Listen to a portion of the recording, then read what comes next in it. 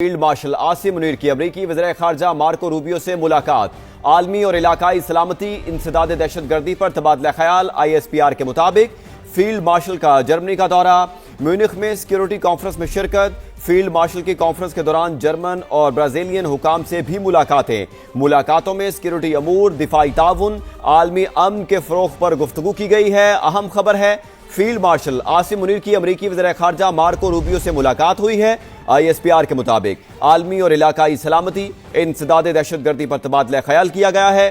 Field marshal का Germany का दौरा, म्यूनिख में सिक्योरिटी कॉन्फ्रेंस में शिरकत। फील्ड मार्शल की कॉन्फ्रेंस के दौरान जर्मन और ब्राजीलियन हुकाम से भी मुलाकातें। मुलाकातों में सिक्योरिटी अमूर, दिफाई ताउन, आलमी अमन के फ़रोग़ पर गुफ्तगू हुई। जी हाँ, ये अहम मुलाकात है जिसका अहवाल हम आपसे शेयर कर रहे हैं। फील्ड मार्शल आसिम मुनीर की अमरीकी वज़ीर ख़ारजा मार्को रूबियो से मुलाकात हुई। आलमी और इलाकाई सलामती इंसदाद दहशतगर्दी पर तबादला ख्याल हुआ। फील्ड मार्शल का जर्मनी का दौरा। कराची में जमात इस्लामी के कारकुन और पुलिस आमने सामने। मुजाहिरीन को सिंध असेंबली जाने से रोकने के लिए पुलिस का लाठी चार्ज और शेलिंग। इलाका मैदान जंग बन गया। पथराव से 3 अहलकार जख्मी हुए हैं। 10 से ज्यादा अफराद जेर हिरासत। अमीर जमात इस्लामी कराची मुन्नम जफर ने आज 10 मकामात पर धरने देने का ऐलान कर दिया। जमात इस्लामी ने आज मुल्क भर में एहतजाज का ऐलान कर दिया। हाफिज नईमुर रहमान का कहना है कि शेख हसीना से सबक सीखें, भागने भी नहीं दिया जाएगा। रुकने सिंध असेंबली मोहम्मद फारूक समेत 50 से ज्यादा गिरफ्तार कारकुनों को रिहा किया जाए, वरना हालात काबू में नहीं रहेंगे। पीपल्स पार्टी का फाशिज्म और इनका रियासती जबर पूरी दुनिया के सामने आ गया है। पाकिस्तान में कल यौम में एहतजाज और मुजाहिरे किए जाएंगे और अहले कराची की पुल पर पूरा मुल्क लाकर जमात इस्लामी खड़ा कर रही है इंशाअल्लाह ताला। पीपल्स पार्टी को वार्न करता हूं, शेख हसीना वाजिद से सबक हासिल कर लें। आज देख लो बांग्लादेश का क्या हाल है, तो तुम्हारे लिए तो हो सकता है कोई एयरलिफ्ट भी तुम्हें दस्तयाब ना हो। तमाम कारकुनान को रिहा किया जाए और इसमें मैं ये कहता हूं बिलावल भुट्टो जरदारी से और आसिफ अली जरदारी साहब से भी कि आप लोग देख लीजिए इस मामले को, कहीं ऐसा ना हो कि हालात फिर आपके कंट्रोल में ना रहें। 18वीं तरमीम ने शहर का बेड़ा गर्क कर दिया। कोई समझता है कि सिर्फ कराची मरेगा, तो ऐसा नहीं। अगर कराची वाले मरेंगे तो खुदा न ख्वास्ता पाकिस्तान मरेगा। मुस्तफा कमाल का लियाकताबाद में अवामी इज्तिमा से खिताब। पीपल्स पार्टी पर शदीद तनकीद की। पंजाब के कच्चे में पक्का ऑपरेशन नो गो एरियाज का खात्मा। डाकुओं के ठिकाने और मजबूत मोर्चे मुकम्मल तबाह कर दिए गए। 100% इलाके में हुकूमत रिट बहाल। राजनपुर में 300 से ज्यादा और रहीम यार खान में 216 डाकुओं ने सरेंडर किया। वज़ीर आला मरीम नवाज कहती हैं, डाकुओं ने रियासत के अंदर रियासत बना रखी थी, अब डाकुओं के लिए कोई जगह नहीं। कराची में क्लिफ्टन के करीब ट्रॉलर ने मोटरसाइकिल को रौंद डाला। हादसे में एक शख्स जाँ बहक जबकि दूसरा शदीद जख्मी हो गया है। रेस्क्यू हुकाम के मुताबिक अफसोसनाक वाक़या क्लिफ्टन शोन सर्कल के करीब पेश आया। जाँ बहक और जख्मी नौजवान एक ही मोटरसाइकिल पर सवार थे। पुलिस ने ड्राइवर को गिरफ्तार करके ट्रेलर को तहवील में ले लिया। मरने वाले नौजवान की शनाख्त ताहाल नहीं हो सकी। लाश और जख्मी को जिना अस्पताल मुंतकिल कर दिया गया। अब आपको बताएं, लाहौर में तेज रफ्तार कार की टक्कर, 2 लड़कियां मौका पर जाँ बहक, तीसरी जख्मी हो गई। पुलिस ने कम उम्र मुलजिमान को हिरासत में लेते हुए कत्ल खता का मुकदमा दर्ज कर लिया। पुलिस के मुताबिक तीनों लड़कियां कॉल सेंटर पर मुलाजमत करती थीं। अफसोसनाक खबर देंगे कोटअद्दू से, जहां ऑयल टैंकर ने मोटरसाइकिल को टक्कर मार दी। हादसे में 4 अफराद जान से गए, 2 शदीद जख्मी हुए। लाशों और जख्मियों को अस्पताल मुंतकिल कर दिया गया। कराची के इलाके सदर में ताजिर से 90 लाख की डकैती। मुलजिम फायरिंग करते हुए फरार हो गए। सोलर पैनल के कारोबार से वाबस्ता ताजिर के मुलाजिम रकम बैंक में जमा कराने जा रहे थे कि मोटरसाइकिल सवार मुलजिमों ने 90 लाख रुपए लूट लिए। पुलिस ने वाकये की तहकीकात शुरू कर दी है। CCTV कैमरों की फुटेज हासिल की जा रही है।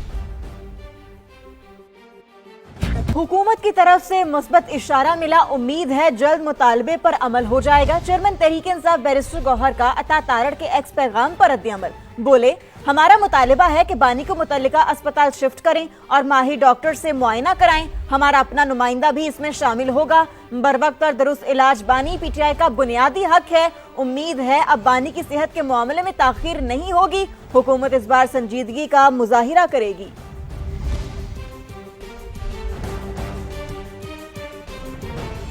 एक अहम बयान कि कुछ लोग जेल में 1.5 साल में ही कहना शुरू हो गए हैं कि हमारी आंख खराब हो गई है। सदर पाकिस्तान आसिफ अली जरदारी की जानिब से यह कहा गया, रियासत मदीना के दावेदार अब जेल में रोजे रखें, जेलों में इबादत करें, जेलें इबादत के लिए हैं। सदर मुमलिकत आसिफ अली जरदारी का यह कहना है, जेलें हमने भी भुगती हैं, जेलें लीडर्स का घर होती हैं। मैंने 14.5 साल अपने जोर पर नहीं, अवाम के जोर पर जेल काटी है। अवाम पाकिस्तान पीपल्स पार्टी को जितवाएं, बिलावल भुट्टो जरदारी को वजीर आजम बनाएंगे। सदर मुमलिकत आसिफ अली जरदारी रहीम यार खान में खिताब कर रहे थे।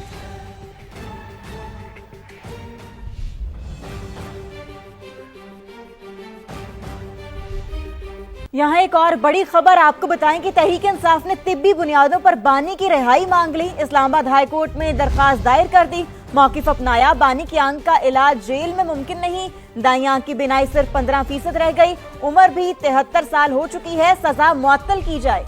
तोशाखाना 2 केस में जमानत और 190 मिलियन पाउंड केस में सजा मुअत्तली की जल्द समाअत के लिए मुतफर्रिक दरखास्त भी दायर कर दी है।